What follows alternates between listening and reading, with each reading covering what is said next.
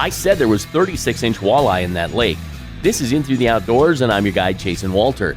In the late 90s, and if I remember correctly, it was 1999, I was working at a service station in a little town next to a lake in eastern South Dakota that was known for really nice walleye. South Dakota Game Fish and Parks came through to get gas after finishing their surveys. We got to talking a bit about the fish in that lake, and I asked if there were some monsters in there.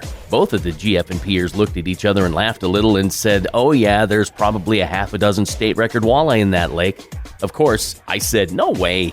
And they said, "Oh yeah, not that anyone will ever catch them, but there are some big walleye at the bottom of that lake." Well, they topped off the tank and took off, and of course I grabbed my cellular telephone. Back then it was a bag phone, and I called a friend and said, "You're not going to believe this, but..."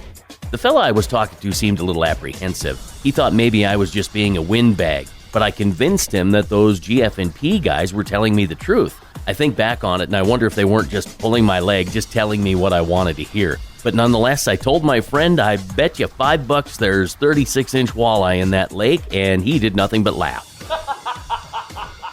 I think he even busted a gut a little bit and told me there's no such thing. Most would probably laugh at me too, but Travis Johnson isn't laughing. He caught a 35 3/4-inch walleye in Montana a few weeks ago. Oh!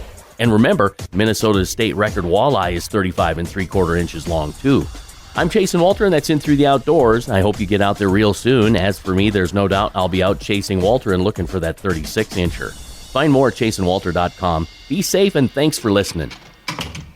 Here's an invite to check out chasinwalter.com for more In Through the Outdoors. You'll find episodes in print, and you can use it to buy the latest from Kuyu and Chasin' Walter's micro-beaded snells. And please add ITTO to your YouTube music playlist.